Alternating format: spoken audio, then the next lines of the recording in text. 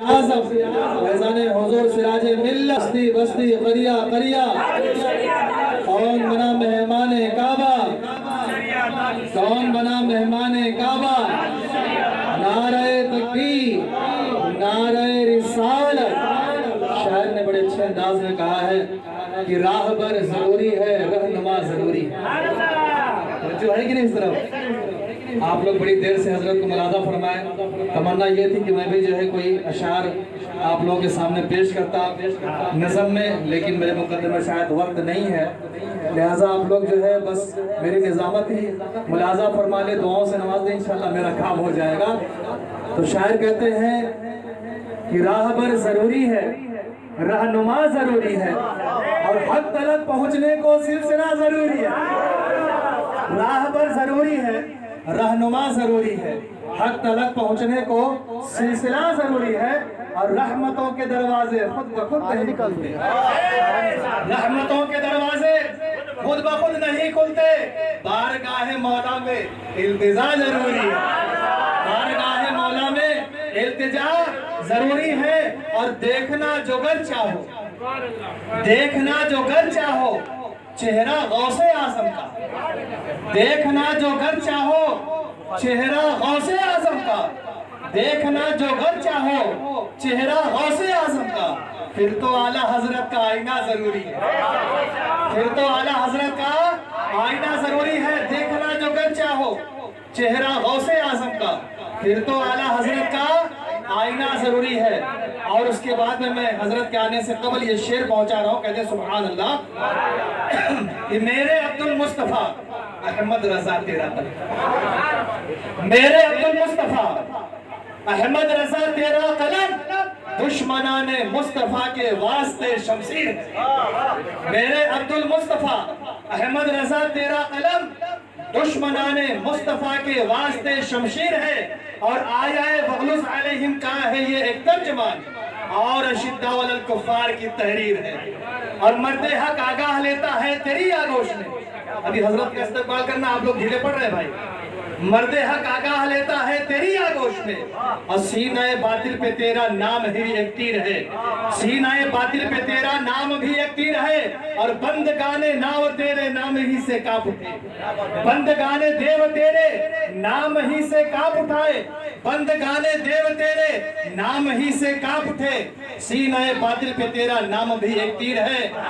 और हबीबी या रसूलुल्लाह सल्लल्लाहु तआला अलैहि वसल्लम मुलाजा फरमाए, बहुत ही प्यारा शेर आखिरी कह रहा हूँ कि रजा के नेज़े की वो मार है कि अदू के सीने में गार है। रजा के नेज़े की वो मार है कि अदू के सीने में गार है और किसे चारा जोई का वार है। ये वार वार से पार है, ये वार से पार है। हजरत माई पर अस्सलाम वालेकुम।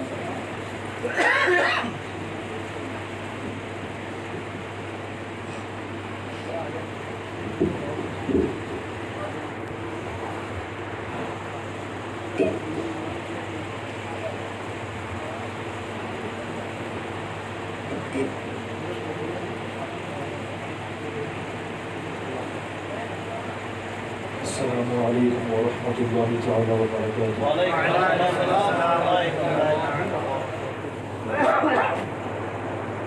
अऊज़ु बिल्लाहि मिनश शैतानिर रजीम। बिस्मिल्लाहिर रहमानिर रहीम। अल्हम्दुलिल्लाहि रब्बिल आलमीन अर्रहमानिर रहीम मालिकि यौमिद्दीन।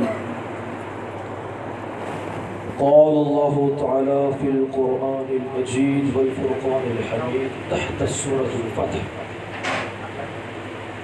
لتؤمن بالله ورسوله وتعزره وتوقره وتصبحه بكرة وأصيلا. اللهم رب اشرح لي صدري ويسر لي أمري واحلل عقدة من لساني يفقهوا قولي. اپنی بات شروع کرنے سے پہلے آئے سب مل کے سرکار دو جہاں علیہ الصلوۃ والسلام کی بارگاہ اقدس میں درود و سلام کا نذرانہ پیش کریں.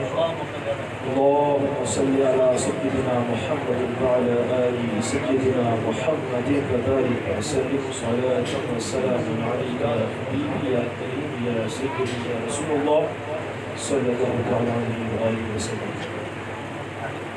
امید کرتا ہوں میری آواز آپ کو اچھے سے آ رہی ہے۔ آج کی اس محفل میں اپنے آپ کو خوش نصیب سمجھتا ہوں کہ میں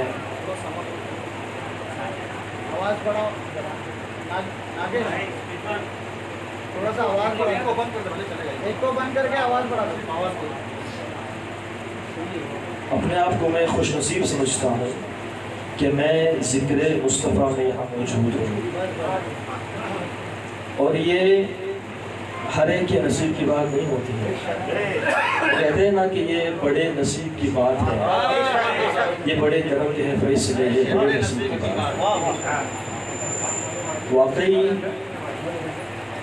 ابھی جو ہمارے خصوصی نافع عبد المصطفیٰ صاحب نے جو نعتیں پڑھی ہیں نا، سبحان اللہ، تو میں تو یہ چاہتا تھا کہ میں ہر شعر پہ ایک حدیث پڑھوں۔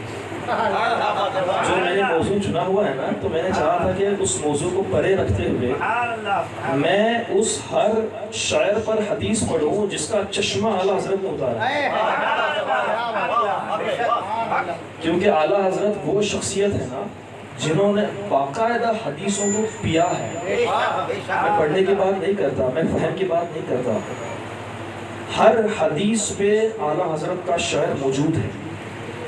تو میں تو یہ چاہتا تھا کہ میں اپنا موضوع لوں گا، لیکن ایسے ایسے اشعار پڑھے اور ایسے ایسے موضوع پر بات کی ہے نا کہ اگر میں چاہوں تو یہ پورا جو میری انٹائر اسپیچ ہے نا، I completely get into the points جو انہوں نے بیان کیے، لیکن اس میں سے ایک چاہتا ہوں کہ ہمارے اخلاق بھائی بہت مخلص ہیں جنہوں نے مجھے یہاں بلایا، اللہ تعالیٰ ان کے گھر میں برکتوں کا نزول فرمائے۔ اور دوسری دفعہ یہ کہنا چاہتا ہوں کہ حضرت کے بارے میں جو بتایا تھا میں نے کچھ زیادہ ہی کھایا،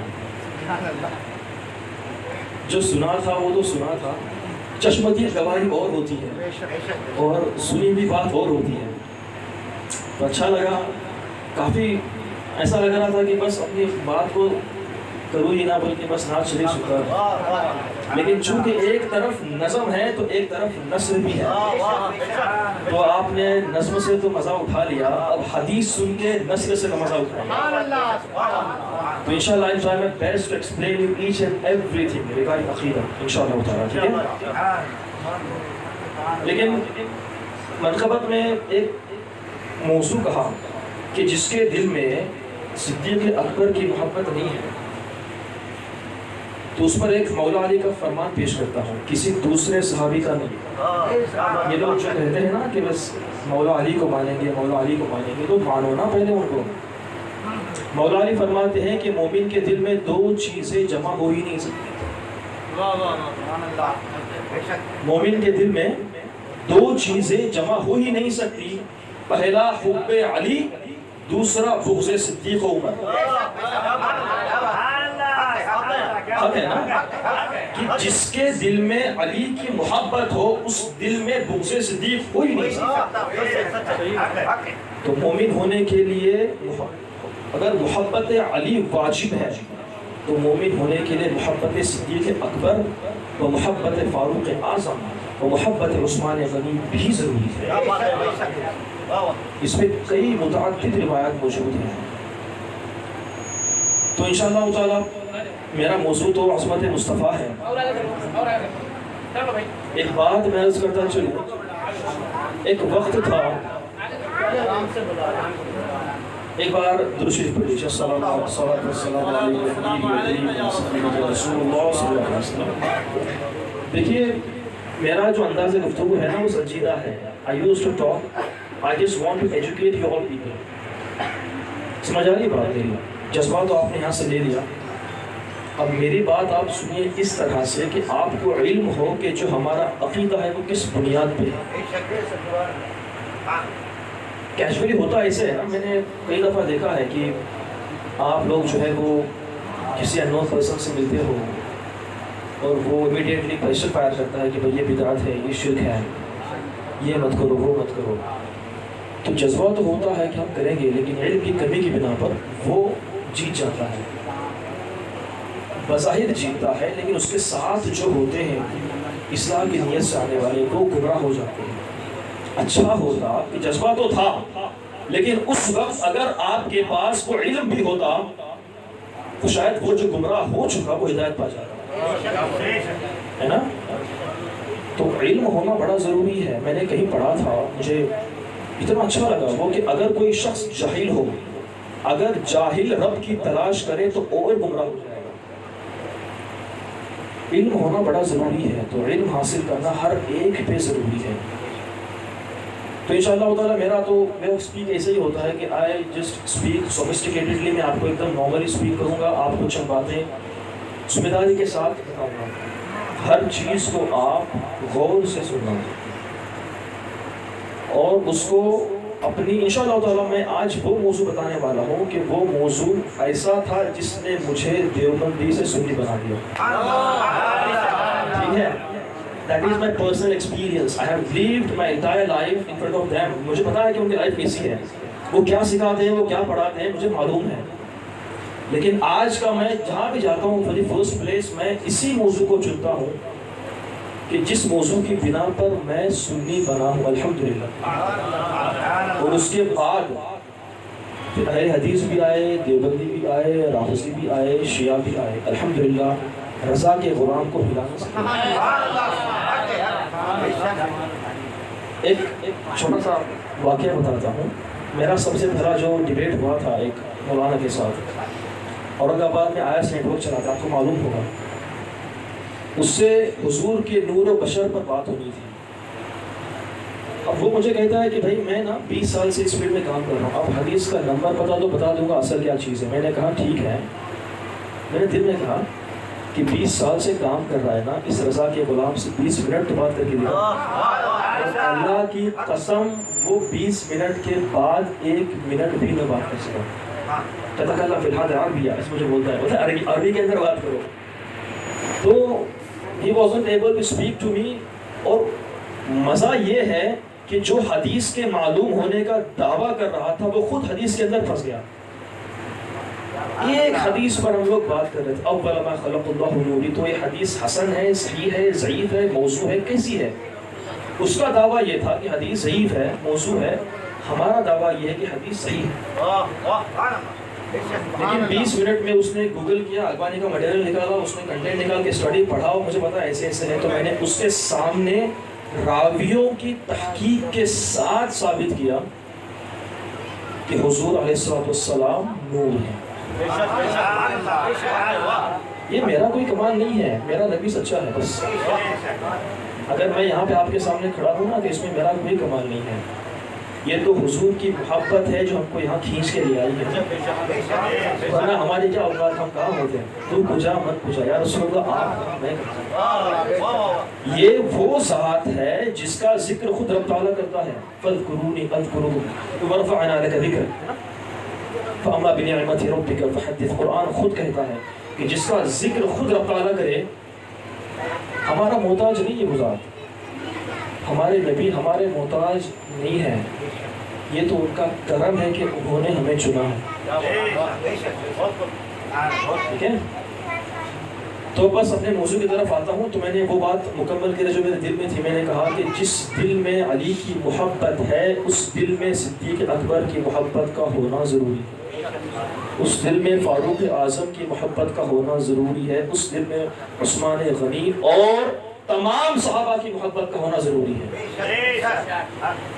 ایک بھی صحابی کو چھوڑو گے نا، حضور کہتے ہیں وَاذْكُرُوا لِأَصْحَابِي فَامْسِكُوا، کہ جب بھی میرے صحابہ کا ذکر ہو تو خاموش رہیں۔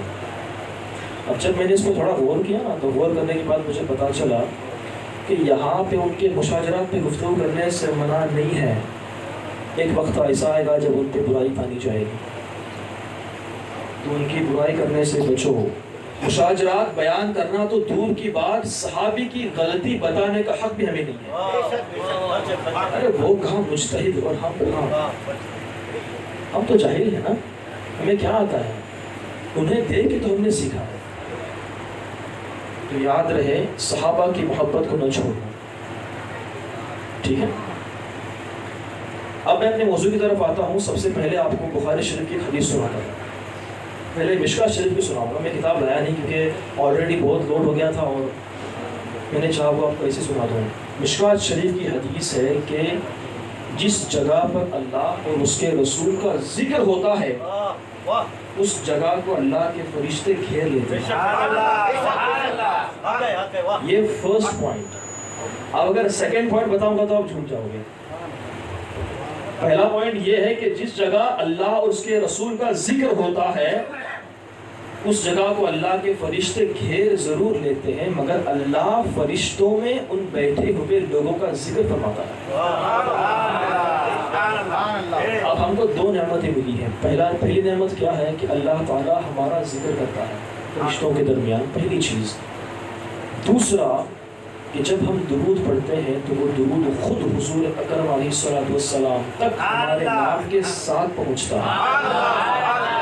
تو ایک طرف سنیوں کا ذکر اللہ کرے اور دوسری طرف خود نبی ہمارا نام سنے. اس سے بڑی بشارت کی بات اور کوئی ہوئی نہیں سکتی ہے نا.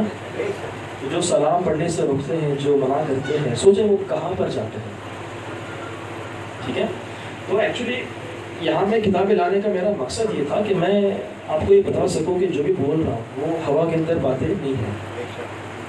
Everything I speak to you is under the reference of Hadith and Quran انشاءاللہ تعالیٰ. جس آیت کریمہ کو میں نے پڑھا ہے نا وہ آیت کریمہ میرے سنی ہونے کا سبب تھی. اس میں بعد میں آتا ہوں، لیکن ایک حدیث تحفۃً آپ کی بارگاہ میں پیش کروں گا.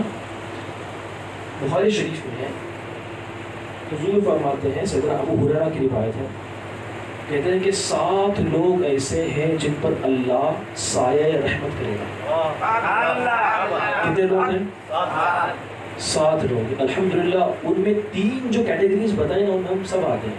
فی الحال تو آتے ہیں. ابھی جو ہم لوگ بیٹھے ہیں یہ ایک سمپل محفل دیٹ انکلوڈس اس، ان تینوں میں ہمیں شامل کر لیتی ہے. بتاؤں کیا ہے؟ سب سے پہلا فرمایا وَشَابُ نَشَأَ فِي عِبَادِ رَبِّهِ، وہ شباب والا انسان، وہ نوجوان انسان جو اللہ کے ذکر میں ملوث ہوتا ہے نا. وہ انسان جو اللہ کے ذکر میں ملوث ہوتا ہے اللہ تعالیٰ اس پر سایہ رحمت نازل فرماتا ہے. دوسرا وَرَجُلٌ قَلْبُهُ مُعَلَّقٌ فِي الْمَسَاجِدِ، کہ وہ انسان جو مسجدوں میں ہی بیٹھا رہے.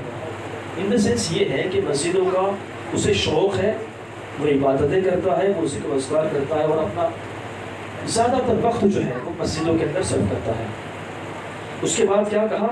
وَرَجُلَانِ تَحَبًّا فِي اللَّهِ اجْتَمَعَ عَلَيْهِ وَتَفَرَّقَ عَلَيْهِ. یہ مین پوائنٹ ہے کہ وہ دو لوگ جو اللہ کی رضا کے لیے ملتے ہیں. ہم کیا ہو گئے یہاں پہ؟ ملے ہوئے نا. تو وہ لوگ جو اللہ کی رضا کے لیے ملتے ہیں اور بچھڑتے بھی ہیں. So we are included in them. آج ہمارا یہاں پہ موجود ہونا اللہ کی رضا کے لیے ہے نا، نبی کی خوشی کے لیے ہے. تو انشاءاللہ دعا کرتے ہیں کہ مولا میدان محشر ہم پر بھی وہ سایہ رحمت عطا فرمائے. تو یہ حدیث پاک تھی جو میں چاہتا تھا کہ آپ کے سامنے پیش کروں، ایک خوشخبری کے حوالے سے کہ اللہ کے نبی نے ہمیں یہ خوشخبری سنائی ہے کہ جو ذکر کے لیے ملتا ہے اللہ تعالیٰ جو ہے ان پہ سایہ رحمت نازل فرماتا ہے. تو جس آیت کریمہ کو میں نے پڑھا ہے، میں ایک بار آیت کریمہ دوبارہ پڑھ لوں. بسم اللہ الرحمن الرحیم لتؤمنوا باللہ ورسولہ وتعذروہ وتوقروہ وتصبحوہ بکرۃ وأصیلا. لتؤمنوا باللہ ورسولہ، یہ سب سے پہلی چیز ہے آیت کریمہ کے اندر. دوسری کیا ہے؟ وتعذروہ وتوقروہ، اور تیسری ہے وتصبحوہ بکرۃ وأصیلا. اس آیت میں ہے نا کمپلیٹ رول ہے اسلام کا. مسئلہ کے اعلیٰ حضرت کا پورا اصول اس آیت کریمہ کے اندر ہے. سمجھ آئی میری بات؟ کیسے بتاتا ہوں. پہلا ٹکڑا کیا ہے؟ لتؤمنوا باللہ ورسولہ، ایمان لاؤ اللہ پر اور اس کے رسول پر. دیکھیے میری بات کو غور سے سننا، میں سنجیدہ بات کر رہا ہوں. لیکن اس آیت نے اگر مجھے سنی بنایا ہے تو آپ کو اور مضبوط سنی بنا دیا. سمجھ آ رہی میری بات؟ فرسٹ سیکشن کیا ہے اس کا؟ لِتُؤْمِنُوا بِاللَّهِ وَرَسُولِهِ. اللہ اے لوگو اللہ پر ایمان لاؤ، اس کے رسول پر ایمان لاؤ. پہلی چیز معلوم کیا ہوگا کہ سب سے پہلے ضروری ہے اللہ اور اس کے رسول پر ایمان. اگر اللہ اس کے رسول پر ایمان نہیں ہوگا whatever you do that is not sufficient at all. بالکل آپ کے لیے وہ کافی نہیں ہے. تو سب سے پہلا اصول یہ ہے کہ اللہ اور اس کے رسول پر ایمان ضروری ہے. پھر کیا کہا؟ وَتُعَزِّرُهُ وَتُبَقِّرُهُ. میں اس میں قربان گیا. کہا کہ اگر ایمان لاؤ تو ایمان لانے کے بعد سب سے ضروری ہے نبی کی تعظیم و توقیر. قرآن کی یہ شان ہے کہ جو نسبت سے قرآن بات کرتا ہے نا، جو کنسسٹنسی قرآن بتاتا ہے، اسی لیے تو چیلنج کیا نا قرآن شریف نے کہ لاؤ ایک سورہ، لاؤ ایک آیت کریمہ، کیونکہ جو ترتیب قرآن مجید میں ہے نا وہ کہیں نہیں ملتی ہے. تو کیا کہا؟ پہلا اللہ اس کے رسول پر ایمان. پھر کیا کہا؟ وَتُعَزِّرُهُ وَتُوَقِّرُهُ. نبی کی تعظیم و توقیر. ایمان لانے کے بعد سب سے زیادہ ضروری کیا ہے؟ نبی کی تعظیم. اور اس کے بعد کہا وَتُسَبِّحُوهُ بُكْرَةً وَأَصِيلًا. پھر کہا کہ اللہ کی عبادتیں کرو، نمازیں پڑھو، روزے رکھو، حج کرو، زکوٰۃ کرو، صدقات دو، ذکر و اذکار کرو. اسے کیا معلوم پڑا؟ اس آیت کریمہ سے ایک چیز ذہن میں آئی. جو لوگ نماز کی طرف بلاتے ہیں، جو لوگ روزوں کی طرف بلاتے ہیں، لیکن بیچ کا سیکشن چھوڑ دیا. یقین جانیے ایمان بھی ہے اور عبادات بھی ہیں. اگر تعظیم نبی نہیں ہے تو حال ابلیس سا ہے. سمجھ میں ہے میری بات؟ اس سے بڑا موحد کوئی نہیں تھا اس وقت. ابلیس کی توحید مضبوط تھی نا. اس سے بڑا عابد کون تھا؟ لیکن ایک چیز میں مار کھا گیا، وہ تعظیم نبی تھی.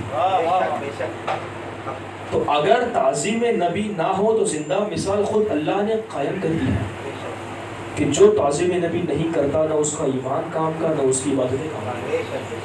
تو اگر کوئی آپ سے کل نماز کے بارے میں کہے نا، یا روزوں کے بارے میں کہے، یا حج کے بارے میں کہے، تو اس سے پوچھنا نبی کی تعظیم تو کیسے کرتا ہے؟ انہیں مردہ بولتا ہے، انہیں یہ کہتا ہے کہ انہیں کچھ نہیں مانگا، انہیں مجبور سمجھتا ہے معاذ اللہ. اگر دیکھو قرآن نے خود اصول دیا ہے. اعلیٰ حضرت نے تو بھائی جو وہ تو ایک مرر پیش کیا کہ اعلیٰ حضرت کا آپ نام، جس حضرت نے کہا اعلیٰ حضرت کا نام لو تو معلوم پڑ جاتا ہے بھائی یہ کون سی کھیت کی مولی ہے. اور قرآن نے وہی کہا میرے امام خود میرے نبی کی محبت کا چشمہ ہے، پیو جتنا پانی پینا ہے. وہی تو ریفلیکشن یہاں پر بھی ہے. قرآن نے تو وہی کہا نا.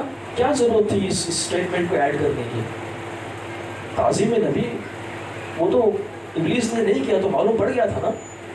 لیکن اسپیسیفکلی قرآن نے اصول دیکھو. قرآن شریف ہر چیز، قرآن شریف میں اگرچہ ہر چیز اجمالی ہے، تفصیلی نہیں ہے، لیکن جو ہے وہ واقعی ہے، اس کی مثال نہیں ہو سکتی ہے.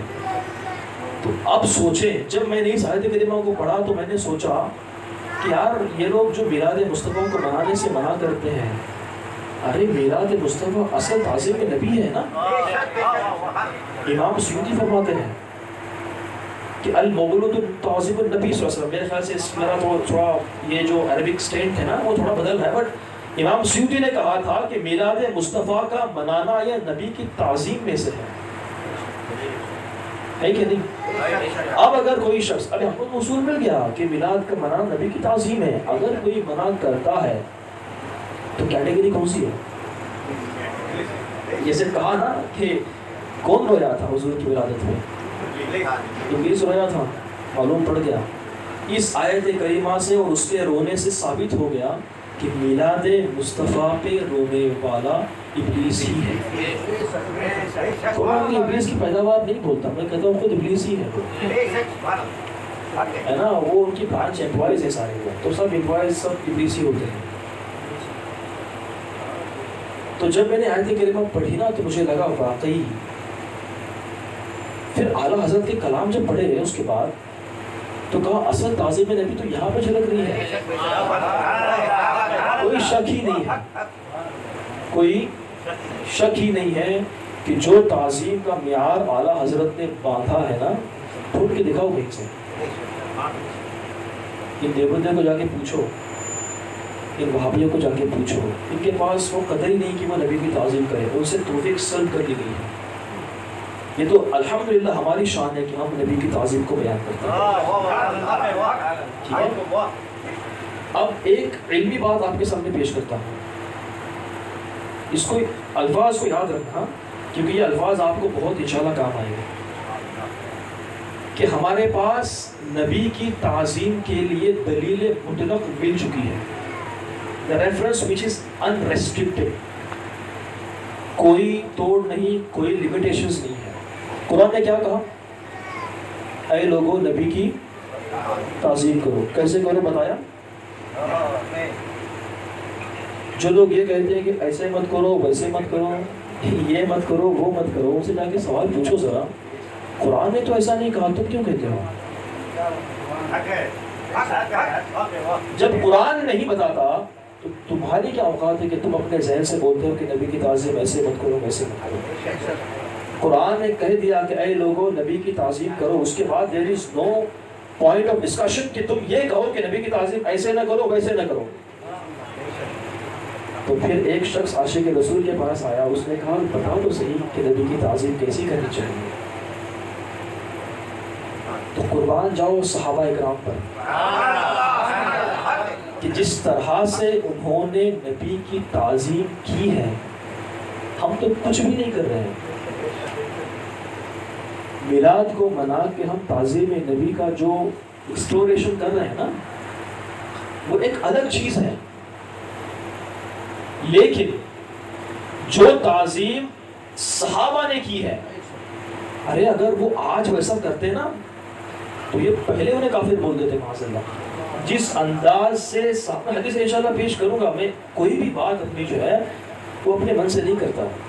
یہ کتابیں لانے کا مقصد یہ تھا کہ اگر if you have doubt آگے دیکھ لو نا، کسی کو اگر کنفیوژن ہے تو آگے دیکھ لے کہ صحابہ نے نبی کی تعظیم کیسی کی تھی.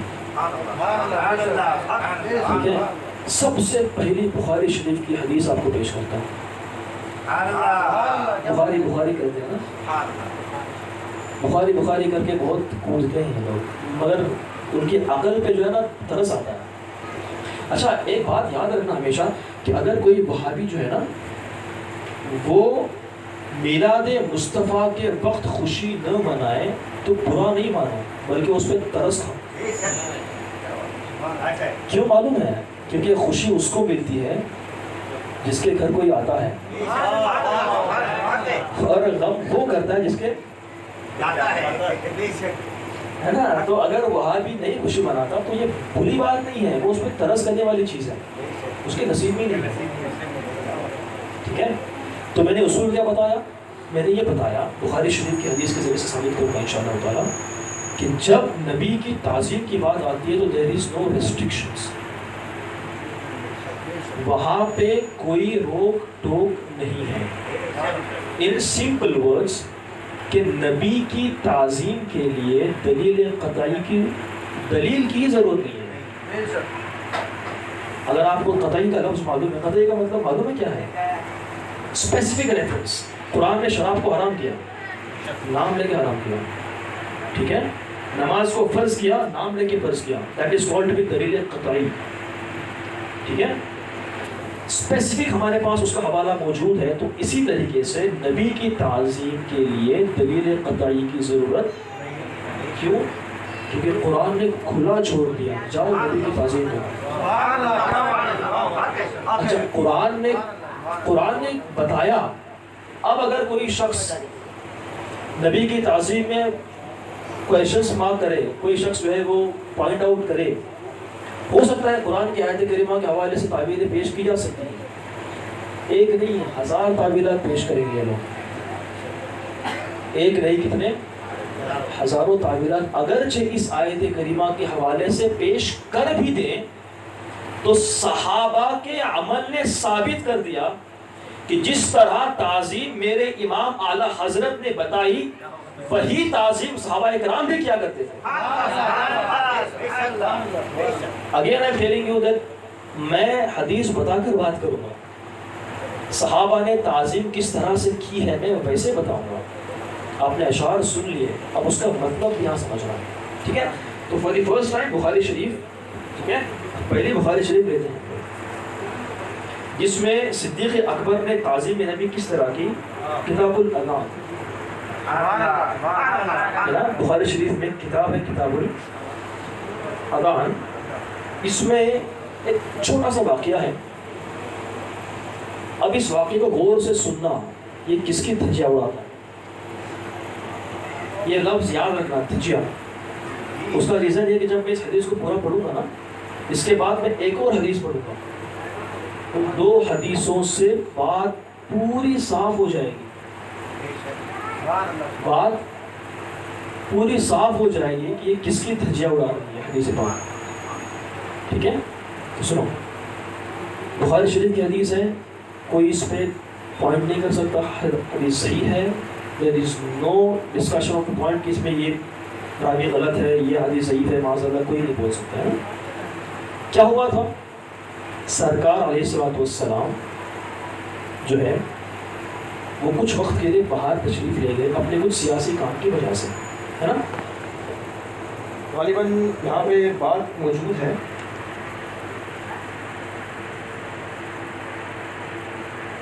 बनी अमर बिन औफ, ये एक कबीला था इनका, उनमें कुछ सियासी बात चल रही थी, तो इसके लिए सरकार उनमें सुलह करने के लिए जो है, कराने के लिए तशरीफ़ ले गए। सरकार तशरीफ़ ले गए, नमाज का वक्त हो चुका था, गालिबन ज़ुहर या असर की नमाज थी। नबी के बाद इमाम कौन है, सिद्दीक़ अकबर है ना।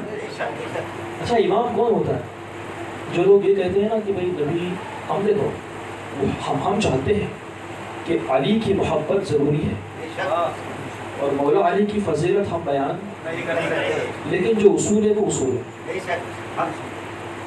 इमाम लॉजिकली बताता हूँ, लोग ना आजकल देखो, आप अगर आप किसी इसके राफ़िज़ी के पास जाओगे, शिया के पास जाओगे, बुखारी को नहीं मानता वो मुस्लिम शरीफ को नहीं मानता। आज तो कुछ ऐसे भी लोग हैं जो कुरान को भी नहीं मानते, क्या कहते हैं मालूम है, तो इनकम्प्लीट है माज़अल्लाह। तो उनसे सिर्फ एक सवाल करना, वो लोग इनकार इंशाअल्लाह नहीं करेंगे कि नबी ने अपने बाद इमाम किसको बनाया। अब आप मुझे बताइए कि इमाम बनने के लिए उसूल क्या है। सबसे पहला तक़वा होना चाहिए, फिर इल्म होना चाहिए, फिर वो काबिलियत होनी चाहिए। तो नबी अलैहिस्सलाम का तमाम को छोड़कर सिद्दीक़ अकबर को इमाम बनाना इस बात को साबित करता है कि सबसे अफजल बादल अंबिया कौन है, खैरुल बशर बादल अंबिया, अहसनुल बशर बादल अंबिया, खैरुल बशर बादल अंबिया सिद्दीक़ अकबर है ना। ये लॉजिकल प्रूफ है कि देखो नबी ने चुना सिद्दीक़ अकबर को कि मेरे बाद अगर कोई इमाम बनेगा तो वो सिर्फ सिद्दीक़ होगा। सैयदा आयशा ने कहा था कि या रसूलल्लाह, मेरे अब्बा बड़े नरम दिल के हैं, वो नहीं कर सकते। तब भी नबी ने कहा नहीं, अबू बकर भी इमाम बनेगा। तो जिसकी फजीलत खुद नबी बयान करे, इमाम बना दिया, बाय डिफॉल्ट सब उसमें आ गया, तकवा भी आ गया, इल्म भी आ गया, परहेज़गारी भी आ गई, फजीलत भी आ गई। बात समझ में मैं क्या बताना चाहता हूँ, है ना। तो अभी मैं हदीस आगे बयान करूँगा, लेकिन मेरे ज़हन में बात आ गई, इसके लिए मैंने बताया कि सिद्दीक़ अकबर तमाम सहाबा से अफजल है, ठीक है। चलो आगे। तो सिद्दीक़ अकबर को सहाबा ने क्या कहा, या अमीरुल मोमिनीन, तभी तो वो सहाबी है ना। तो कहा हुजूर तो तशरीफ़ फरमा नहीं है, آپ ایک کام کیجیے، نماز آپ پڑھائیے، نماز آپ پڑھائیے۔ صدیق اکبر نے کہا ٹھیک ہے انشاءاللہ نماز پڑھاتا ہوں۔ نماز شروع ہو گئی، شروع ہونے کے بعد غالباً 2 رکعتیں ہو گئی تھی۔ کتنے؟ 2 رکعتیں ہو گئی تھی، سرکار تشریف لائے۔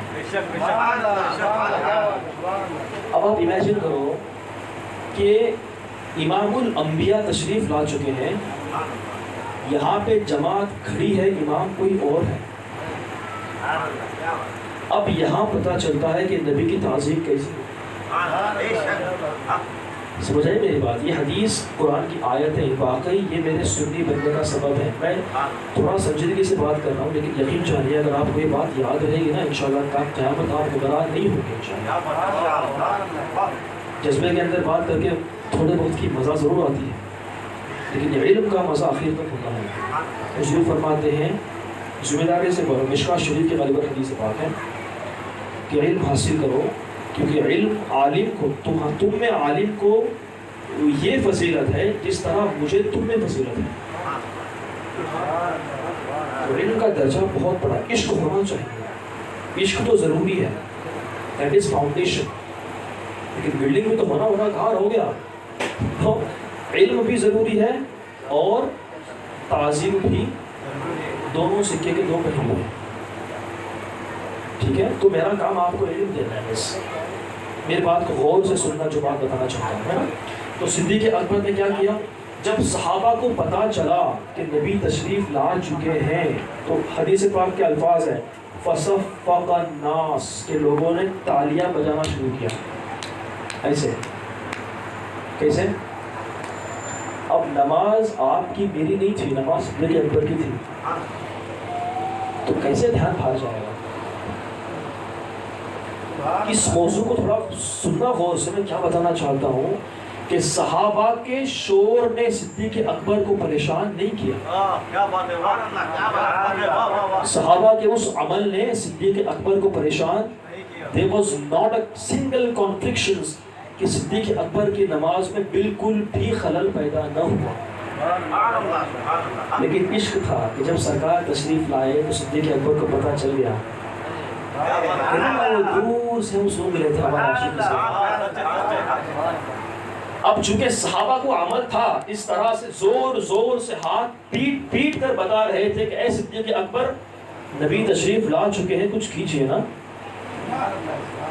اب صدیق اکبر، میرا خیال یہ کہتا ہے کہ صدیق اکبر کو اس آواز نے نہیں بلکہ نبی کی آمد نے ان کی طرف متوجہ کر دیا۔ سمجھ آئی بات؟ تالی بجائی، آواز نہیں سنی، پھر صدیق اکبر کو جب پتا چلا کہ سرکار تشریف لائے ہیں تو حالت نماز میں صدیق اکبر نے نبی کو پیچھے مڑ کے دیکھا۔ اچھا ایک سوال کرتا ہوں، نماز کس کے لیے ہوتی ہے؟ کنسنٹریشن کہاں ہونا چاہیے؟ دھیان کہاں ہونا چاہیے؟ حدیث بخاری کی ہے، میری زبانی نہیں۔ تمہارا دھیان نماز میں ہو، یہاں سے وہاں کسی کے سلام کا جواب دو گے تب بھی نماز ٹوٹ جائے گی۔ تو کیا صدیق اکبر کو نہیں معلوم تھا؟ عمل کثیر پتہ ہے نا نماز میں کرتے ہیں جس سے نماز ٹوٹ جاتی ہے۔ تو صدیق اکبر نے کیا کیا؟ حالت نماز میں پیچھے مڑ کے سرکار کو دیکھا۔ اچھا مزے کی بات یہ ہے کہ حضور نے کہا اے صدیق نماز کو مکمل کر۔ آج امام الانبیاء، امام الاصحاب کے پیچھے نماز پڑھے گا، یہ تو نبی کا فرمان تھا۔ حدیث قرطاس کو لے کے بہت ٹوکتے ہیں کہ نبی کا حکم نہیں مانا، نبی کا حکم نہیں مانا۔ ارے یہاں پہ دیکھو اصل بات کیا تھی۔ جب بات عشق کی آتی ہے نا تو رائے الگ چیز ہے، حکم الگ چیز ہے۔ یہ نبی کی رائے تھی، اے صدیق نماز پڑھاؤ، ماننا حکم کو ہوتا ہے۔ اگر کوئی حدیث قرطاس پر بات کرنا چاہتا ہے نا، always ready، الحمدللہ، ٹھیک ہے۔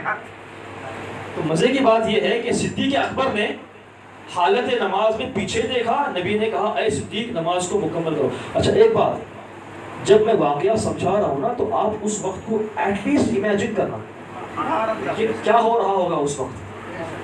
صحابہ کہاں دیکھ رہے تھے؟ نیچے. نبی کہاں تھے؟ پیچھے. صدیق اکبر نے نبی کو پیچھے مڑ کے دیکھا. نبی نے کہا صدیق نماز کو مکمل کرو. صدیق نے کہا یا رسول اللہ. کچھ کہا نہیں، بتاتا ہوں کیا کہا بعد میں. صدیق اکبر حالت نماز میں پیچھے آئے اپنے رب کی حمد بیان کرتے کرتے. حمد بیان کر رہے ہیں پہلی چیز،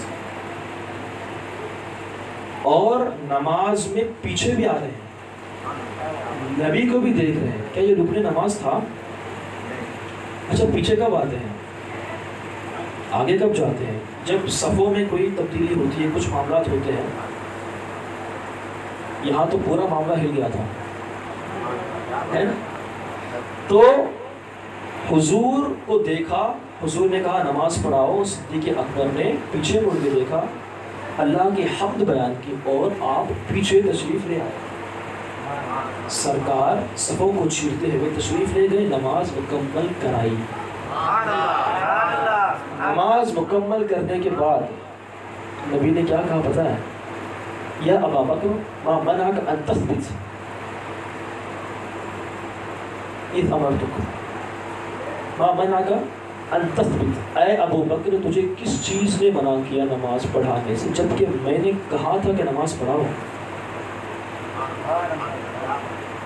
تو صدیق اکبر نے کمال والا جملہ بتایا. کہا کہ یا رسول اللہ، ابو قحافہ کے بیٹے کی یہ شان نہیں کہ وہ نبی کے آگے کھڑا ہو کے نماز پڑھے.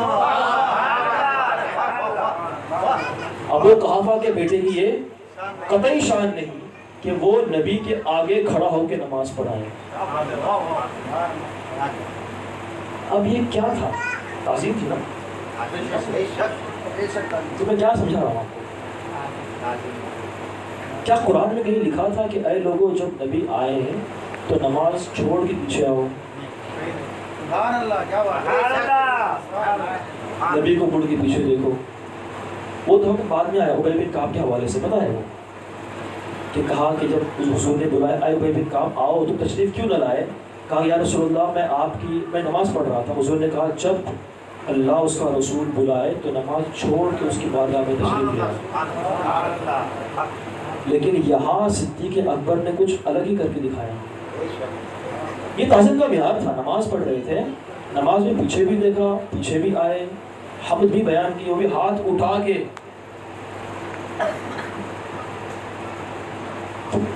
نبی نے کہا تھا کہ اے صدیق جب میں آؤں تو تم ایسے کرنا. کہا تھا؟ نہیں کہا تھا. پھر کیوں کیا؟ وَتُعَزِّرُهُ وَتُوَقِّرُهُ. اے لوگوں نبی کی تعظیم کھل کھل کے کرو، انریسٹرکٹڈ، بالکل کمپلیکیشنز نہیں ہے، بالکل لیمیٹیشنز نہیں ہے. نبی کی تعظیم کھل کے کرو. بات پتہ چلی کہ جب بات نبی کی تعظیم کی ہوتی ہے تو دلیل کی ضرورت نہیں پڑتی. یہ میں نے ایک حدیث پڑھی ہے. اس کے بعد ایک حدیث مسلم شریف سے آپ کو سناتا ہوں. پڑھی یہ بخاری شریف کی حدیث تھی. کیا کیا حدیث میں؟ کیا تھا کہ صحابہ نے صدیق اکبر نے حضور کی یاد میں، حضور کی تعظیم میں جو ہے وہ نماز کو چھوڑا اور تشریف لائے. ٹھیک ہے.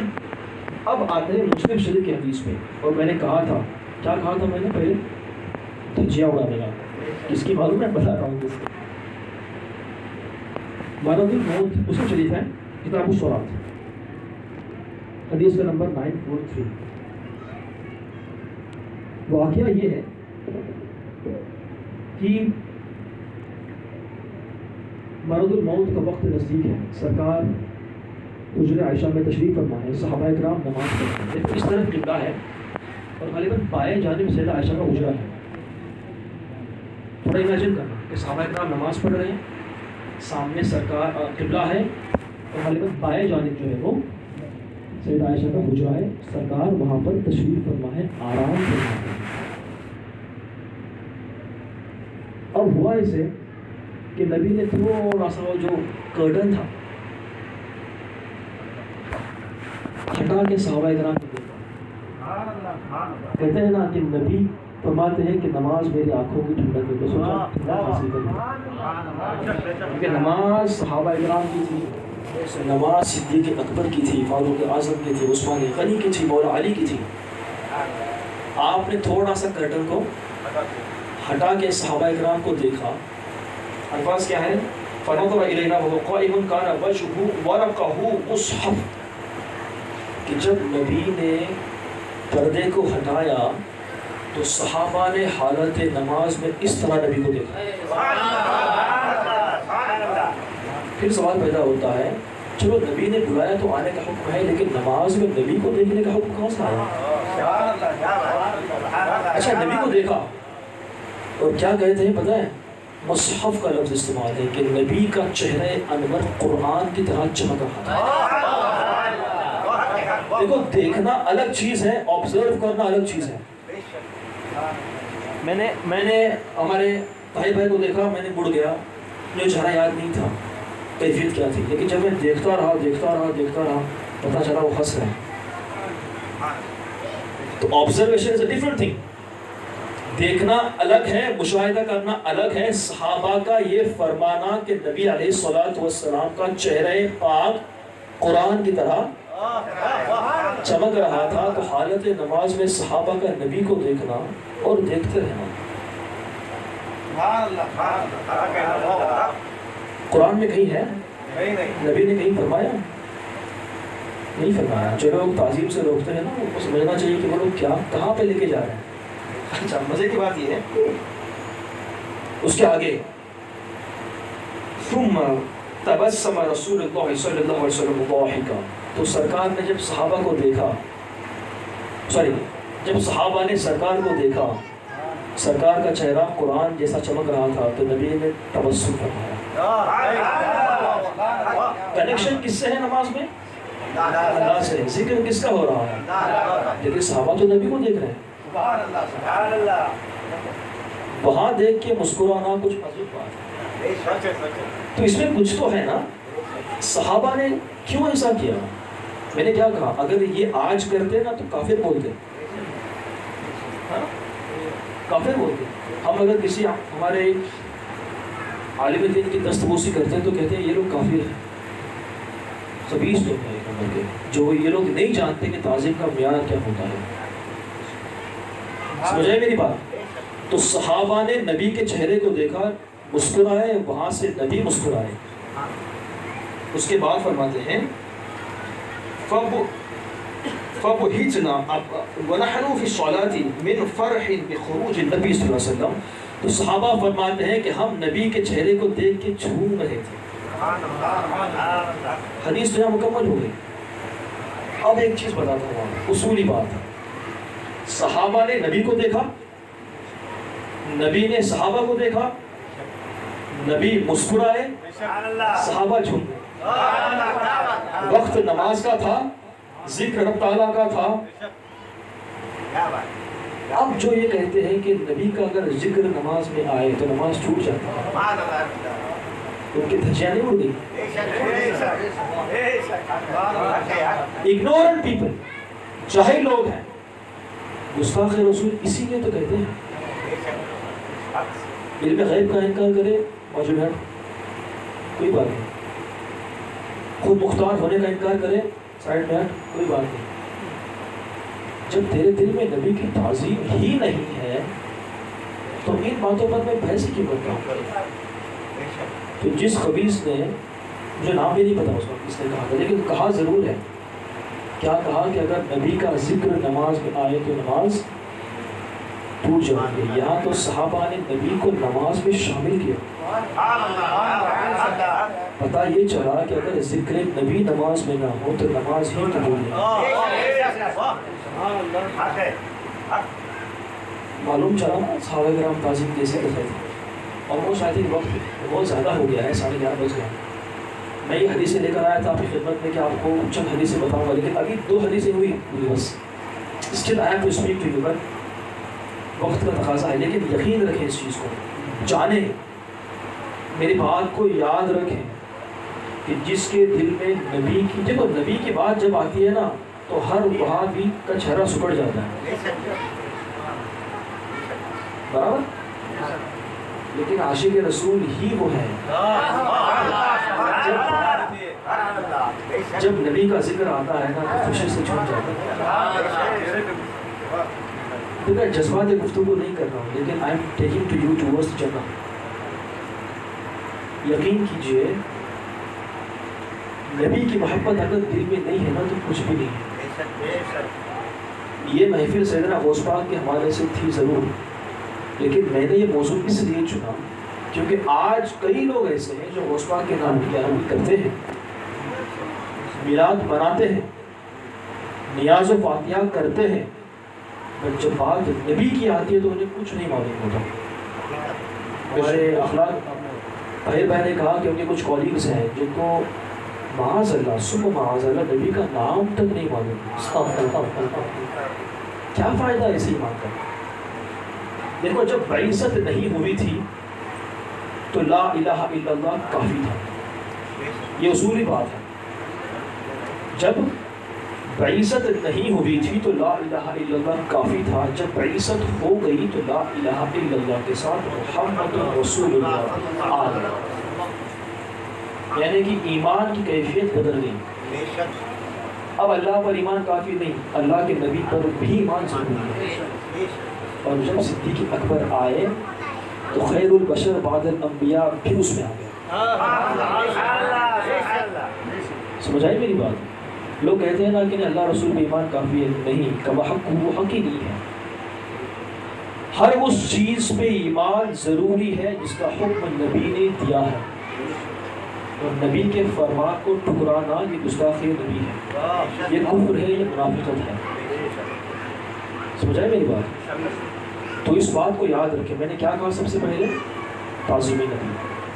نبی کی تعظیم اگر دل میں نہ ہو تو دل کسی کام کا نہیں.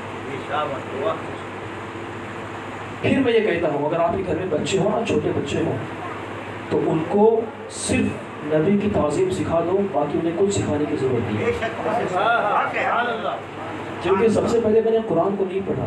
جب میں سنی بنا ہوں نا, یقین جائے میں یہ میلاد کیا ہے, یہ فاتحہ کیا ہے, یہ گیارہویں کیا ہے, میں خود تنقید کیا کرتا تھا. لیکن جب میں نے سمجھا کہ نبی کی تعظیم کیا چیز ہے, پھر جو پڑھنے کا مزہ آیا. اچھا, جس نے یہ کہا کہ نبی کا ذکر نماز میں ہو تو نماز ٹوٹ جاتی ہے, تو کیا اس نے بخاری نہ پڑھی تھی؟ ارے بھائی وہ تو عالم ہے ان کے زمانے کا, بخاری پڑھی تھی, پھر کیوں نہ سمجھ آیا؟ اس نے اعلیٰ حضرت کو نہیں پڑھا. میرا ایک دوست ہے, میں اس سے بہت محبت کرتا ہوں. ہے وہ سنی لیکن اب اس کا شعار تھوڑا سا شیعت کی طرف جا. تو اس نے مجھے کہا کہ اصل یار جب بھی میں تم سے بات کرتا ہوں, جب بھی میں کوئی حوالہ ان کی طرف سے پیش کرتا ہوں تو منہ توڑ جواب دیتے ہوں. کیسے ممکن ہے یہ, جبکہ وہ بہت پڑھائی کرتا ہے؟ تو میں نے کہا اس میں میرا کوئی کمال نہیں ہے, جس کو میں دیکھ کے بولتا ہوں نا وہ کافی ہے. بس ایک بار اعلیٰ حضرت کو دیکھ لو. فقیر نے اعلیٰ حضرت کی زیارت 2 دفعہ کی. الحمدللہ ثم الحمدللہ. یہ فخر تو ہے لیکن خوش نصیبی کا اظہار کرتا ہوں کہ اعلیٰ حضرت کو ایک بار دیکھ لو گے نا, الفاظ نہیں میرے پاس. فتاوی رضیہ پڑھا ہے آپ لوگوں نے؟ پڑھ کے ایک بار دیکھو. ایک ایک چیز کو سمجھانے کے لیے اعلیٰ حضرت نے ایسے ایسے حوالے دیے ہیں نا جو آج کے زمانے کا بڑے سے بڑا عالم بھی اس کتاب کا نام تک نہیں جانتا ہوگا, جس کا ذکر اعلیٰ حضرت نے اس حوالے کے ساتھ پورا, کون سی لائن میں لکھا ہوا ہے, کون سا باب ہے, کون سی کتاب ہے, تفصیلاً. معلوم یہ چلا کہ ہوا کے اندر باتیں نہیں ہوا کرتی. جس نے یہ کہا کہ نبی کا علم معاذ اللہ مجنون کی طرح ہے, اس نے کوئی حوالہ پیش کیا تھا؟ جس نے کہا نبی کا ذکر نماز میں ہے تو نماز نہیں ہوتی ہے, کیا اس نے حوالہ پیش کیا تھا؟ لیکن میرے امام نے حوالہ پیش کیا, کہا مصطفیٰ جان رحمت پہ لاکھوں سلام, عنایت پہ لاکھوں سلام, دور و نزدیک کے سننے والے کانے لالے کرامت پہ لاکھوں سلام. اور ہر شاعر پہ حدیث ہے. اگر وقت ہوتا نا انشاءاللہ تو میں بتاتا ہوں. ہر شاعر پہ حدیث ہے. میری کیا شان، میں کیا بتاؤں. جب امام نے کہا تو کہہ دیا، دلیل ہم لوگ نہیں مانگتے. جب امام نے بولا نا بات ختم، تو میں نے اس کو یہ کہا کہ جس شخصیت کو میں مانتا ہوں نا اس پہ مجھے نقطہ برابر بھی شک نہیں ہے. تو گمراہ ہونے کا سوال ہی پیدا نہیں ہوتا. پھر وہ کیا بولتا، کچھ نہیں بولا. دو چیزیں ہیں، ایک تو یہ ڈیسٹینیشن کہ نبی کی تعظیم، یہ عین ایمان ہے. صحابہ نے کیسے کیا، آپ کے سامنے تھا. دست بوسی بھی کی، قدم بوسی بھی کی. آج کرتے تو کچھ نہیں بولتے. لگاؤ فتوا بھی کہو نا کافروں کو. تمہاری مجال نہیں ہے کافر کہنے کی. یہ ثبوت ہے کہ ہم ہمارے ائمہ اکرام کی دست بوسی کرتے ہیں. ابو داؤد شریف کی حدیث کتاب سامنے میرے، آ کے حدیث دیکھ لو. تو میں نے پہلی بات کہی، کیا کہی کہ تعظیم ہو تو ایمان مکمل ہے. اور صرف تعظیم ہو تو بولنے سے کام نہیں چلنے والا، تعظیم کو سیکھنا پڑے گا. اور وہ سکھایا بریلی کے امام نے. تو اگر آج کے دور میں نے کیا کہا تھا، جب بعثت نہ ہوئی تھی تو ایمان لا الہ الا اللہ پہ اکتفا تھا. بعثت کے بعد محمد رسول اللہ پہ اکتفا، اس کے بعد صدیق اکبریت کی فضیلت پہ اتفاق، افضلیت پہ اتفاق، اور آج کے زمانے میں مسلک اعلیٰ حضرت پہ اتفاق. جو شخص اعلیٰ حضرت کی تعلیمات کو نہیں مانتا، فروع میں اختلاف ہزار ہو سکتے ہیں، عقیدے میں اختلاف لاؤ گے تو ختم. تو اعلیٰ حضرت کا نام لے لو، بات سمجھ میں آتی ہے کہ بھئی کون سنی ہے اور کون، اصل میں کون جنتی اور کون جہنمی ہے یہ پتہ چلتا ہے. کون نبی والا ہے، کون غیر نبی والا ہے، کون صحابی والا ہے، کون یزید والا ہے. انشاءاللہ کبھی وقت ہوگا تو اس پہ تفصیلی گفتگو کریں گے کہ کیا کیا چیزیں ضروری ہیں علم حاصل کرنے کے لیے اور عقیدے کو مضبوط کرنے کے لیے. لیکن سب سے پہلی چیز میں نے آج جو بتائی ہے، اس چیز کو یاد رکھنا. بات آپ کے سمجھ میں آ گئی نا. میں نعرے بازی کا شوقین نہیں ہوں. میں چاہتا ہوں کہ جب آپ یہاں سے جائیں تو آپ کے ہاتھ سے ایک انسان تو سننی ہو. یہ بیان نہیں، چھوٹا سا درس ہے. میری کیا زبان کہ میں نبی کی تعریف کروں. ایک وقت ایسا ہوگا جب ذکر الہی ختم ہو جائے گا. ذکر الہی، لیکن ذکر نبی کبھی ختم نہ ہوگا. کیسے؟ ارے کیا بول دیا آپ نے، تو بھائی شرک کر دیا. معاذ بول سکتے ہیں ذکر الہی ختم ہو سکتا ہے، ذکر نبی ختم نہیں ہو سکتا. جب قیامت آئے گی، مخلوق ختم ہو جائے گی، کوئی بھی اللہ اللہ کرنے والا باقی نہ رہے گا، مگر اللہ خود رہے گا جو ذکر مصطفیٰ کرے گا. سمجھ آئی میری بات؟ ایک وقت ایسا آئے گا کہ کوئی نہ ہوگا جو ذکر الہی کرے گا، مگر وہ رب تعالیٰ ہوگا جو خود کہے گا ان اللہ و ملائکتہ یصلون علی النبی یا ایھا الذین آمنوا. یہاں پہ لفظ تحقیق ہے. ان اللہ، بے شک بے شک بے شک، نو ڈاؤٹ کہ اللہ اور اس کے فرشتے نبی پر سلام پڑھتے ہیں. پھر کہا اے لوگوں اگر ایمان والے ہونا چاہتے ہو، یا ایھا الذین آمنوا، اے ایمان والو. لیکن میں نے تھوڑا تبدیلی کر دی، کہا اے لوگوں اگر ایمان والے ہونا چاہتے ہو، یصلیوا تسلیما، تو تم بھی نبی کی تعظیم میں سلام کو پڑھو. پھر یاد آیا وتعزروہ وتوقروہ وتسبحوہ بکرۃ وأصیلا. اس کے بعد ذکر ہے، اس کے بعد نمازیں ہیں، روزے ہیں، زکوٰۃ ہے. 100 لوگوں کا قاتل تھا، جنت میں گیا، نماز تھی اس کے پاس، زکوٰۃ تھے، روزے تھے نہیں تھے، لیکن ہزاروں سال کے سجدے تھے. 100 کا قاتل تھا، نہ نماز تھی، نہ روزہ تھا، نہ زکوٰۃ تھی، پھر بھی جنت میں گیا. ہزاروں سال کی عبادتیں رہ کر بھی جہنم میں گیا. اصول سمجھ میں آ رہا ہے کہ کیا بتانا چاہتا ہوں؟ کہ یہاں پہ تعظیم نبی تھی تو جنت مل گئی، کیا کہنا ہوا؟ اور یہاں پہ تعظیم نبی نہ تھی تو جہنم میں چلا گیا۔ سمجھ آئی میری بات؟ تو یہ آخری بات بس ختم کرتا ہوں، یہ بات سمجھیں آپ ہے نا، تعظیم نبی سب سے پہلے ایمان لانے کے بعد تعظیم نبی جڑی ہوئی ہے پوری، اور پھر اعمال ہے، سمجھے؟ انشاءاللہ اگر کبھی اگلی دفعہ آؤں گا تو تعظیم صحابہ کے اوپر بات ہوگی، جو صحابہ کی عظمت کیا ہے۔ لاجیکل پروف آج بہت لوگ مانگتے ہیں، ہمیں لاجیکلی پروف کرو صحابہ کرام جو ہے وہ عادل ہیں، صحابہ کرام سکھا ہے، قرآن سے دلیل مت دو، حدیث سے دلیل مت دو۔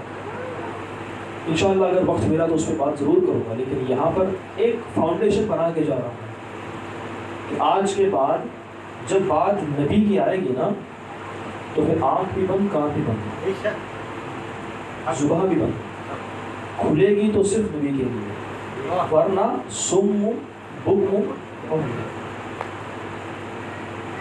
ایک دم نارمل بات ہوئی میری، آپ کو سمجھ گیا میں کیا بتانا چاہتا تھا۔ میرا ابھی تک دیکھیں میں نے ابھی تک پوائنٹس کچھ لکھ کے آیا تھا کہ میں اس پہ گفتگو کروں گا، وقت نہ ملا۔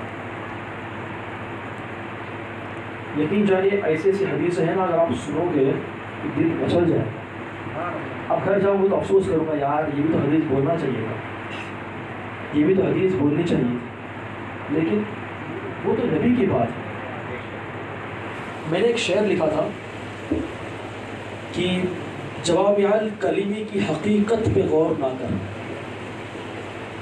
جوامع الکلمی کی حقیقت پہ غور نہ کر۔ جوامع الکلمی یہ نبی کی صفت ہے، بخاری شریف کی حدیث ہے، حضور نے فرمایا کہ مجھے بقیہ انبیاء پر 5 زائد فضیلتیں ملی ہیں، اس میں پہلی ایک فضیلت یہ بھی ہے جوامع الکلمی، یعنی کہ نبی صاحب کلام ہے، ایک بات بولیں تو آپ کی زندگی بھی جائے، آپ اس کی شرح نہیں کر سکتے۔ بخاری شریف ایک حدیث کی کتاب ہے جس میں تکرار کے ساتھ 3000 حدیثیں ہیں، ذرا جا کے دیکھیں کتنی شروحات نکلی ہیں اس کی، کتنی شروحات لکھی گئی ہیں، لیکن حدیث کا اصل حق ادا ہی نہ ہوا۔ تو کہا جوامع الکلمی کی حقیقت پہ غور نہ کر، لکھنے کو نعت ان کی تیری نسلیں بیت جائیں۔ سمجھ آئی بات؟ تو نبی کی ایک صفت کو سمجھنے کے لیے تیری نسلیں بیت جائیں گی، تو کیسے بولتا ہے کہ نبی کو علم غیب نہیں ہے؟ تو کیسے بولتا ہے کہ نبی کو پیچھے کا نہیں معلوم؟ نبی معاذ اللہ مجبور ہے، ٹھیک ہے؟ تو اب یہ پوائنٹ کلیئر ہو گیا، آپ اس بات کو سمجھیں کہ تعظیم نبی عین ایمان ہے، اگر وہ نہیں تو کچھ نہیں، ایک چیز۔ دوسرا، اگر سیکھنا ہے تعظیم نبی تو there is only one way, double way نہیں ہے، صرف ایک راستہ، وہ ہے مسلک اعلیٰ حضرت۔ اعلیٰ حضرت کو چھوڑ دیا نا، اللہ کی قسم بھٹک جاؤ گے۔ حضرت نے ایک شخص کا نام لیا، طاہر القادری، اس کے پاس علم کیا ہے اس میں کوئی بات ہی نہیں کرنی، حافظ ہوگا حدیث ہوگا وہ، لیکن اعلیٰ حضرت کو چھوڑ دیا نا، آج کہاں ہے؟ یہودیوں کے گود میں بیٹھا ہے، دکھتی بات ہے یار، سامنے ہے، دکھ رہا ہے کہ وہ کتنا گمراہ ہو چکا ہے۔ یہودیوں کو ساتھ میں لے کے چلتا ہے، شیعوں کو ساتھ میں لے کے چلتا ہے، نصارہ کو ساتھ میں لے کے چلتا ہے، بس سنیوں کو الگ رکھے ہوئے۔ اچھا ہے، دور ہے، تو اعلیٰ حضرت کو چھوڑا تو گمراہ ہو گیا۔ تو عشق نبی پہلی چیز، دوسرا اعلیٰ حضرت، اعلیٰ حضرت بس۔ پچھلے 10 سے 12 سال سے میں اس فیلڈ میں ہوں نا، قسم خدا کی ایک لمحہ بھی میرا ایسا گزرا ہی نہیں کہ میں نے حدیث پڑھی اور اعلیٰ حضرت کو یاد نہ کیا، کیونکہ حدیث تو بڑی لمبی ہوتی ہے، ہمیں سمجھ میں نہیں آتی، لیکن اعلیٰ حضرت کا شعر وہ شعر ہے، اس میں وہ کمال ہے کہ اسٹارٹ ٹو اینڈ پورا مضمون وہ شعر سمجھا دیتا ہے۔ تو آپ نے سنا، نعت سنی ہے، لیکن ان کو سمجھا بھی کرو، کچھ ڈیفیکلٹ ورڈز آتے ہیں، بٹ جھوک کے بس چھوڑنا نہیں ہے اس کو، اس کو سمجھنا ہے کہ بھائی وہ کیا بتانا چاہتے ہیں اس میں نا، اور یہی تو اصل علم ہے. ٹھیک ہے، تو پہلی چیز نبی کی تعظیم، دوسرا اعلیٰ حضرت. اور آخری بات، مجھے ہمارے اخلاق بھائی نے بتایا تھا کہ یہ چیز کا بھی ڈسکشن آپ ضرور کرنا. آپ ہمیشہ ہوتا ہے کہ ہمارے ساتھ غیر مقلدین وہابی شیعہ جو ہیں وہ بحث کرنے کے لیے آتے ہیں، ڈیبیٹس کرنے کی کوشش کرتے ہیں. اب یہاں پر وہ شخص جسے کچھ بھی نہیں معلوم، I'm not talking about the person who knows everything. میں بول رہا ہوں the person who is completely ignorant. یہاں وہ شخص جسے کچھ نہیں معلوم، جسے کچھ نہیں معلوم، اگر اس کے پاس بھی کوئی بحث کے لیے آئے تو اگر میرا یہ موضوع یاد رکھے نا تو وہ بھی جیت جائے گا. بتاؤ کیا ہے وہ؟ اگر کوئی آپ سے یہ کہے نا کہ نبی کو علم غیب نہیں تھا، اگر کوئی یہ کہے کہ نبی حاضر و ناظر نہیں ہے، تو اس کو دلیل مت دو. کبھی نہیں. سب سے بڑی غلطی ہماری یہ ہوتی ہے نا کہ ہم قرآن پیش کرتے ہیں، ہم حدیث پیش کرتے ہیں. نہیں، ضرورت نہیں ہے، وہ تو بہت آگے ہے. اس کو یہ ایک سوال کرو، بس سوال یہ کرو کہ جس دعوے کا تو اقراری ہے، جو تو دعویٰ کر رہا ہے، اس دعوے کو ثابت کر کے واقعی وہ ہمارا موقف ہے. برابر؟ جو دعویٰ تو کرتا ہے ثابت کر وہی ہمارا موقف ہے. کیونکہ تو نے ہمیں غلط کہا تو ضروری تھا کہ تجھے معلوم ہونا چاہیے کہ ہمارا عقیدہ کیا ہے. بنا جانے تو نے فتویٰ کیسے لگایا؟ سمجھ میں آئی بات میری؟ تو اس کو یہ کہنا کہ اپنے دعوے کی دلیل پیش کر کہ یہی ہمارا عقیدہ ہے، وہ نہیں کر سکتا. چلو کر بھی دے، اگر کر بھی دے تو کرنے کے بعد اس کو یہ پوچھنا کہ اب جو تو نے دعویٰ ثابت کیا چلو ہمارا عقیدہ ہے، اب قرآن و سنت کی روشنی میں تو اسے غلط ثابت کر کے بتا.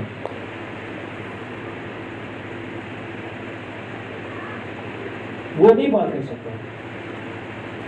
دو سیکشنز، ایک کیا ہے کہ دعویٰ پوچھو، دوسرا اس کو یہ سوال کرو کہ بھائی اس کو تو ثابت کر.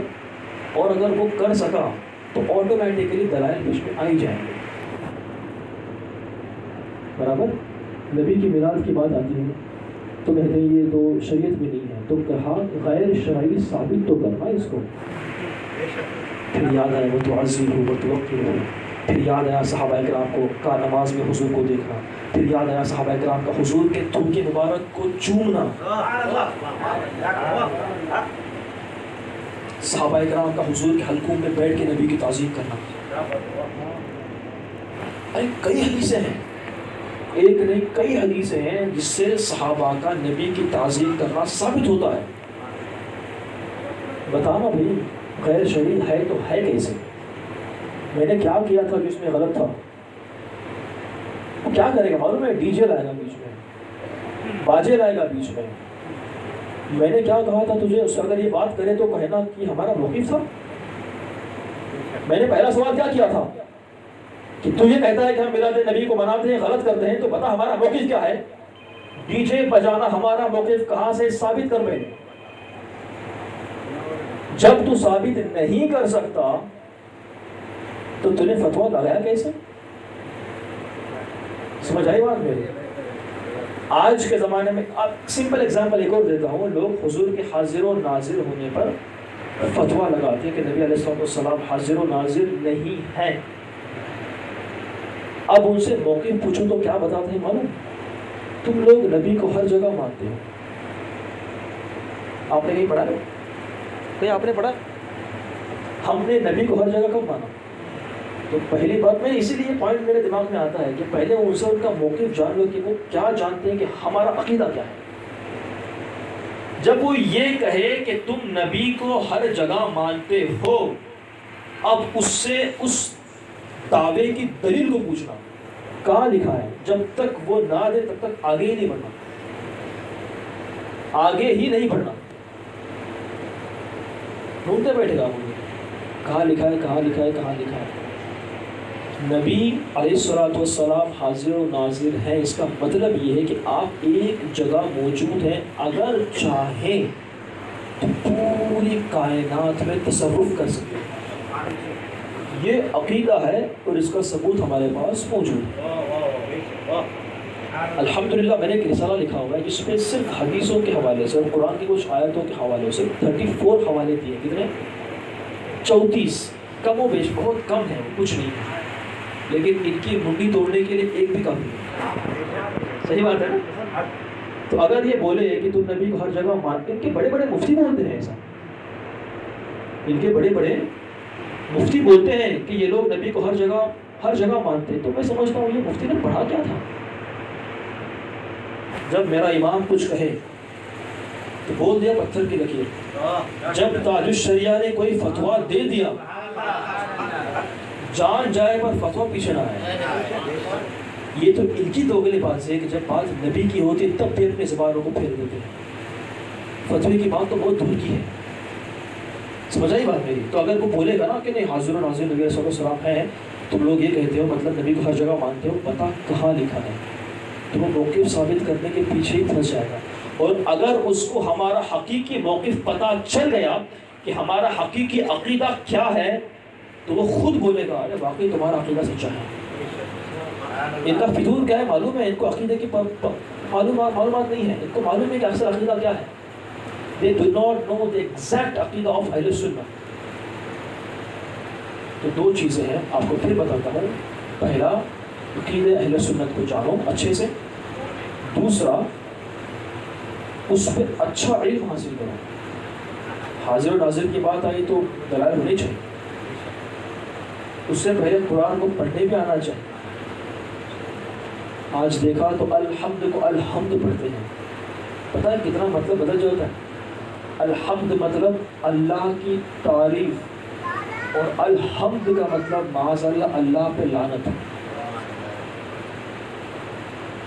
کتنا کتنا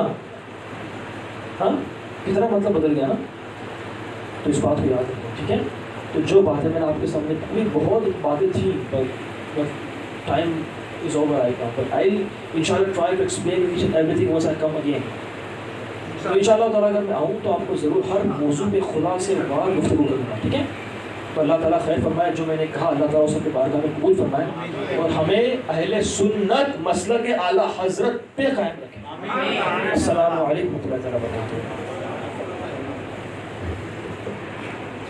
کھانا کھا کے جائیے سب لوگ، نیاز گیارہویں شریف کی بول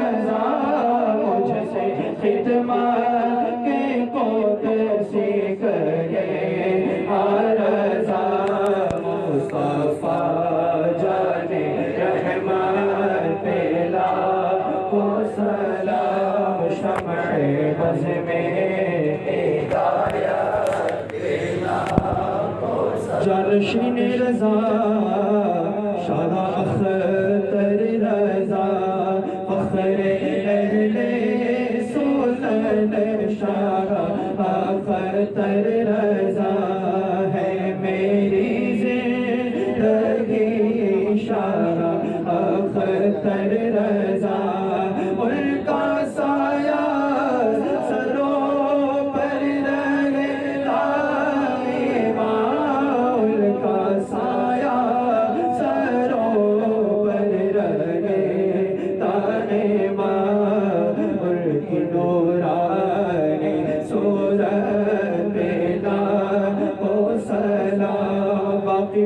زمانے مفتی اعظم رہے ایسے کاگے شریعت پیدا ہو سلام قائم جس نے کیا روشن کارول علوم قائم جس نے کیا روشن کارول علوم اس سراج شریعت پیدا ہو سلام مصطفیٰ جان رحمت پیدا ہو سلام شمع بز میں ہدایت پیدا ہو سلام.